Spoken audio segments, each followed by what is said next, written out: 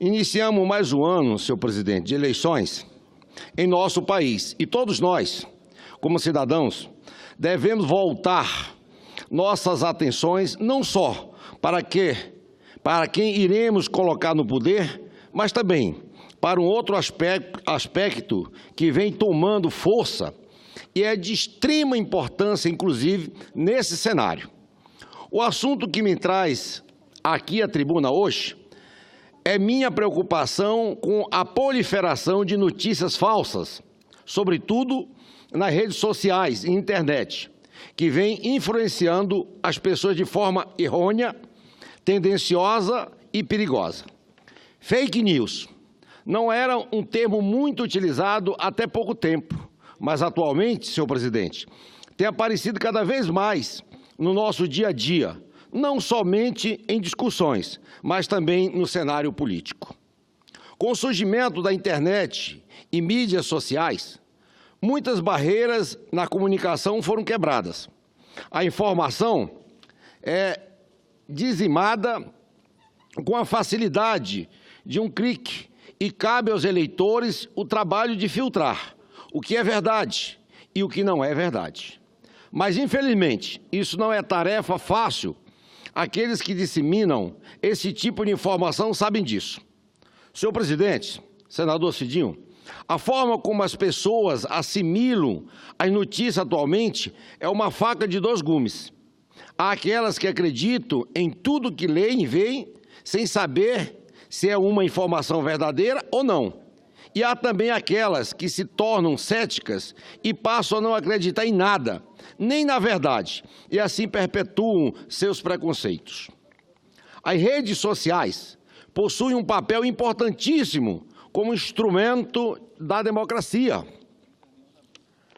São um local de debate e de disseminação de informações que podem, como se diz no jargão atual, viralizar e atingir quantidades imagináveis de pessoas e multiplicadores. Além disso, senhor presidente, nessas redes, perfis falsos podem ser usados como forma de manipulação de opinião pública, inclusive em momentos de relevância política, como o que aconteceu nas últimas eleições nos Estados Unidos e na França, que terminou por eleger o presidente Trump nos Estados Unidos e Macron na França. No Brasil, podemos observar consequências na greve geral de abril de 2017. Por exemplo, em que mais de 20% das interações ocorridas no Twitter entre os usuários a favor da greve foram provocados por conta de perfis fake, ou os chamados robôs. Durante as eleições presidenciais de 2014, esses robôs também chegaram a gerar mais de 10% do debate. Senhor presidente, além de gatilhos para início de debate no âmbito político, de modo que influencie pessoas a adotar posições contribuindo para a polarização da população, há também a questão da imputação falsa de fatos, sobretudo a candidatos políticos. O atual cenário político desgastado do país dá ainda mais respaldo para que os fake news sejam recebidos como informação verídica. O anonimato e a falta de regulação específica para punir os verdadeiros autores por trás de robôs e perfis falsos são os combustíveis desta chamada incontrolável de tráfico de informações falsas. Não estamos imunes e devemos buscar entender, filtrar e denunciar o uso e as disseminações de informações falsas ou manipulativa por meio desse tipo de estratégia e tecnologia. É importante, senhor presidente, ter atenção e proteger os espaços democráticos, inclusive nas redes sociais. Às vésperas de início do ano eleitoral, torna-se essencial mapear, estudar e controlar os padrões de uso desses mecanismos, a fim de evitar intervenções ilegítimas do debate, como já verificado em outros países. Não só isso, cabe a cada um de nós, antes de propagar uma notícia recebida no celular ou visualizada na internet, ir atrás de outras fontes para ver se aquilo condiz com a verdade. Senhor presidente, nesse sentido, o próprio Tribunal Superior Eleitoral debate a criação de um comitê especial, visando combater os fake news de maneira rápida nas eleições de 2018. Não devemos, senhor presidente, menosprezar o impacto das notícias falsas nesse momento político, sob pena de nos depararmos com uma situação irreversível posteriormente. Senadora Ana Amélia, conceda a palavra. Senador Theomário Mota, eu quero cumprimentá-lo pela oportunidade de abordar esse tema tão relevante para a política.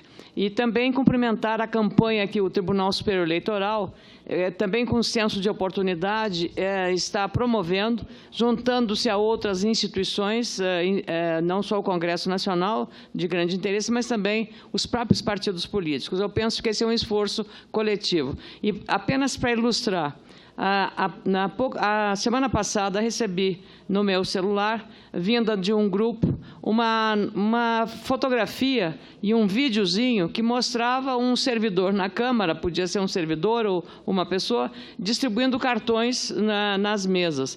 E a pessoa, desavisadamente, mas aquilo foi feito de má fé, dizia que ele estava fazendo votações e dando presença de parlamentares ausentes.